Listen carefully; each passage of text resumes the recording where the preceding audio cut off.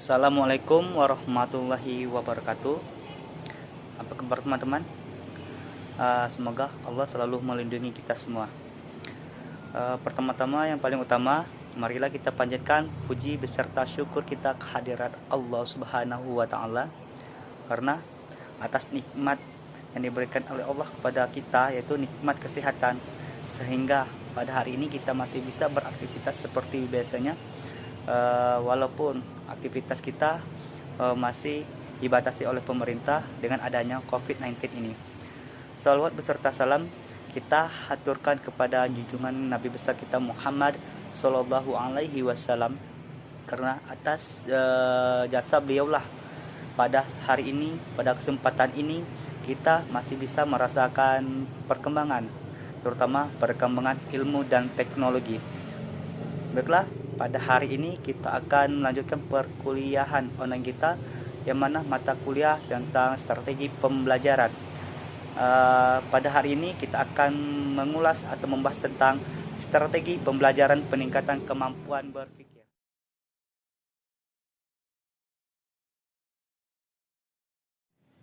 Baiklah, kita masuki yang pertama, yaitu pengertian strategi pembelajaran peningkatan kemampuan berpikir atau disingkat dengan SPPKB. Strategi pembelajaran peningkatan kemampuan berpikir (SPPKB) merupakan strategi pembelajaran yang bertumpu kepada pengembangan kemampuan berpikir siswa melalui telaah fakta-fakta atau pengalaman anak sebagai bahan untuk memecahkan masalah yang diajukan dalam SPPKB. Materi pelajaran tidak disajikan begitu saja kepada peserta didik, akan tetapi peserta didik dibimbing untuk menemukan sendiri melalui proses dialog dengan memanfaatkan pengalaman peserta didik. Menurut Sanjaya, strategi pembelajaran peningkatan kemampuan berpikir (SPPKB) merupakan suatu strategi pembelajaran yang bertumpu pada proses peningkatan kemampuan berpikir siswa melalui proses telaah fakta-fakta dan menghubungkan antara pengalaman yang dialami siswa dan dikaitkan dengan kehidupan nyata. Sedangkan menurut Peter Reson, berpikir atau thinking adalah proses mental seorang yang lebih dari sekedar mengingat dan memahami. Menurut Reson, mengingat dan memahami lebih bersifat pasif daripada kegiatan berpikir. Nah, menurut Gunawan, bahwa suatu proses pendidikan akan lebih bermakna bagi peserta didik karena menekankan kepada peserta didik untuk lebih banyak beraktivitas. Mereka akan mendapatkan pengetahuan dengan sendirinya. Mereka belajar mengalami, bukan menghafal fakta dan konsep, yang akan lebih membangkitkan minat dan gairah mereka dalam belajar. Nah, dari pendapat para ahli di atas dapat disimpulkan bahwa strategi pembelajaran peningkatan kemampuan berpikir (SPPKB) adalah strategi pembelajaran yang bertumpu kepada pengembangan kemampuan berpikir siswa melalui telaah fakta-fakta atau pengalaman anak sebagai bahan untuk memecahkan masalah yang diajukan.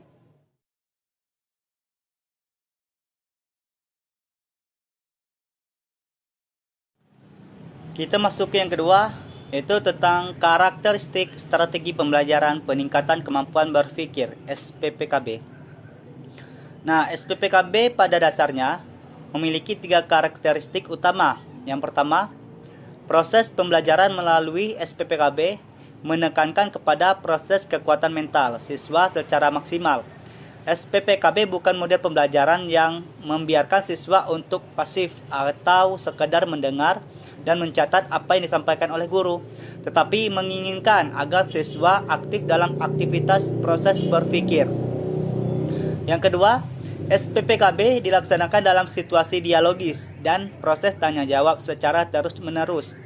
Proses pembelajaran melalui dialog dan tanya jawab itu diarahkan untuk mengembangkan daya pikir siswa akan masalah yang diajukan, sehingga siswa memiliki pandangan tersendiri atas solusi atau cara pemecahan masalah yang telah diberikan, yang pada gilirannya kemampuan berpikir itu dapat membantu siswa untuk memperoleh pengetahuan yang mereka konstruksi sendiri.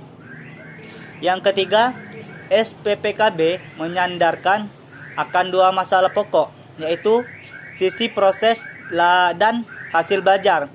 Proses belajar diarahkan untuk meningkatkan kemampuan berpikir, sedangkan sisi hasil belajar diarahkan untuk mengkonstruksi pengetahuan atau penguasaan materi pembelajaran baru. Nah, berdasarkan karakteristik yang dikemukakan di atas, maka strategi pembelajaran peningkatan kemampuan berpikir menghendaki siswa harus aktif dalam proses pembelajaran, tidak hanya sekedar mendengar dan mencatat apa yang diberikan oleh guru. Selain itu, siswa juga harus mampu mengkonstruksi dan membangun pengetahuan baru.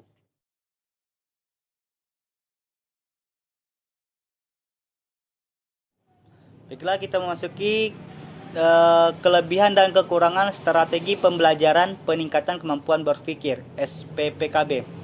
Yang pertama, kelebihan strategi pembelajaran peningkatan kemampuan berpikir (SPPKB). Yang pertama, melatih daya pikir siswa dalam menyelesaikan masalah yang ditemukan dalam kehidupannya. Yang kedua, siswa lebih siap menghadapi setiap persoalan yang disajikan oleh guru. Yang ketiga, siswa diprioritaskan lebih aktif dalam proses pembelajaran. Yang keempat, memberikan kebebasan untuk mengeksplor kemampuan siswa dengan berbagai media yang ada. Yang kedua, kekurangan strategi pembelajaran peningkatan kemampuan berpikir (SPPKB). Yang pertama, SPPKB yang membutuhkan waktu yang relatif banyak, sehingga jika waktu pelajaran singkat, maka tidak akan berjalan dengan lancar. Siswa yang memiliki kemampuan berpikir rendah akan kesulitan untuk mengikuti pelajaran, karena siswa selalu akan diarahkan untuk memecahkan masalah-masalah yang diajukan. Guru atau siswa yang tidak memiliki kesiapan akan SPPKB akan membuat proses pembelajaran tidak dapat dilaksanakan sebagaimana seharusnya, sehingga tujuan yang ingin dicapai tidak dapat terpenuhi.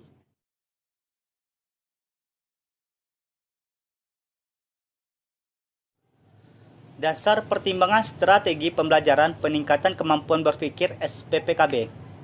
Berbagai pertimbangan yang harus diperhatikan dalam memilih strategi pembelajaran yang akan dilakukan, di antaranya pertimbangan yang berhubungan dengan yang pertama, tujuan yang ingin dicapai. Pertanyaan-pertanyaan yang dapat diajukan berkaitan dengan tujuan yang ingin dicapai, di antaranya, apakah tujuan pembelajaran yang ingin dicapai berkenaan dengan aspek kognitif, afektif, atau psikomotor? Bagaimana kompleksitas tujuan pembelajaran yang ingin dicapai? Apakah tingkatnya tinggi atau rendah? Apakah untuk mencapai tujuan itu memerlukan keterampilan akademis? Jika pelajaran yang hanya mementingkan pembentukan fisik seperti pelajaran olahraga, maka tidak sesuai dengan tujuan dari SPPKB ini. Yang kedua, bahan atau materi pembelajaran.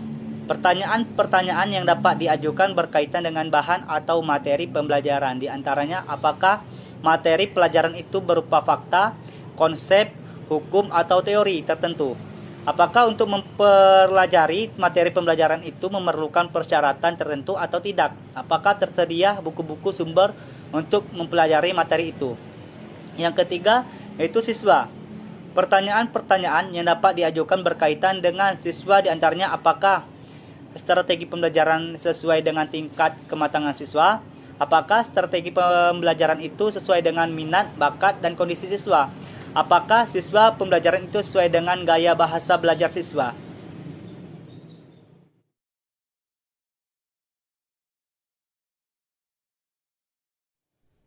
Kita masuki tentang langkah-langkah strategi pembelajaran peningkatan kemampuan berpikir (SPPKB). Di sini ada 6 tahap dalam SPPKB, yaitu yang pertama, tahap orientasi. Pada tahap ini, guru mengkondisikan siswa pada posisi siap untuk melakukan pembelajaran. Tahap orientasi dilakukan dengan yang pertama, menjelaskan tujuan yang harus dicapai, baik tujuan yang berhubungan dengan penguasaan materi pelajaran yang harus dicapai, maupun tujuan yang berhubungan dengan proses pembelajaran atau kemampuan berpikir yang harus dimiliki siswa. Yang kedua, penjelasan proses pembelajaran yang harus dilakukan siswa, yakni penjelasan tentang apa yang harus dilakukan siswa dalam setiap tahap proses pembelajaran. Tahapan yang kedua yaitu tahapan pelacakan. Tahap pelacakan adalah tahapan penjajahan atau memahami pengalaman dan kemampuan dasar siswa sesuai dengan tema atau pokok persoalan yang akan dibicarakan. Melalui tahapan inilah guru mengembangkan dialog dan tanya jawab untuk mengungkap pengalaman apa saja yang telah dimiliki siswa yang dianggap relevan dengan tema yang akan dikaji. Yang ketiga yaitu tahapan konfrontasi. Tahapan konfrontasi adalah tahapan penyajian persoalan yang harus dipecahkan sesuai dengan tingkat kemampuan dan pengalaman siswa untuk merangsang peningkatan kemampuan dan pengalaman siswa. Untuk merangsang peningkatan kemampuan siswa, pada tahapan ini guru dapat memberikan persoalan-persoalan yang dilematis yang memerlukan jawaban atau jalan keluar. Persoalan yang diberikan sesuai dengan tema atau topik itu tentu saja persoalan yang sesuai dengan kemampuan dasar atau pengalaman siswa seperti yang diperoleh pada tahap kedua. Yang ketiga, tahapan inquiry. Tahapan inquiry ini adalah tahapan terpenting dalam SPPKB. Pada tahapan ini, siswa belajar berpikir yang sesungguhnya. Melalui tahapan inquiry, siswa diajak untuk memecahkan persoalan yang dihadapi. Oleh sebab itu, pada tahapan ini guru harus memberikan ruang dan kesempatan kepada siswa untuk mengembangkan gagasan dalam upaya memecahkan persoalan. Kita masuk tahap yang kelima, yaitu tahap akomodasi. Tahap akomodasi adalah tahapan pembentukan pengetahuan baru melalui proses penyimpulan. Pada tahap ini, siswa dituntut untuk dapat menemukan kata-kata kunci sesuai dengan topik atau tema pembelajaran. Pada tahap ini, melalui dialog, guru membimbing agar siswa dapat menyimpulkan apa yang mereka temukan dan mereka pahami sekitar topik yang dipermasalahkan. Tahapan ini akomodasi biasanya dikatakan sebagai tahap pemantapan hasil belajar, sebab pada tahap ini siswa diarahkan untuk mampu mengungkapkan kembali pembahasan yang dianggap penting dalam proses pembelajaran. Tahapan yang keenam yaitu tahap transfer. Tahap transfer adalah tahapan penyajian masalah baru yang sepadan dengan masalah yang disajikan. Tahap transfer dimaksud sebagai tahapan agar siswa mampu mentransfer kemampuan berpikir setiap siswa untuk memecahkan masalah-masalah baru. Pada tahap ini, guru dapat memberikan tugas-tugas yang sesuai dengan topik pembahasan.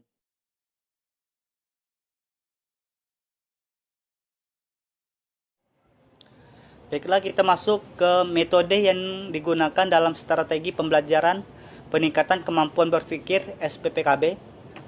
Yang pertama dapat digunakan dengan eksperimen.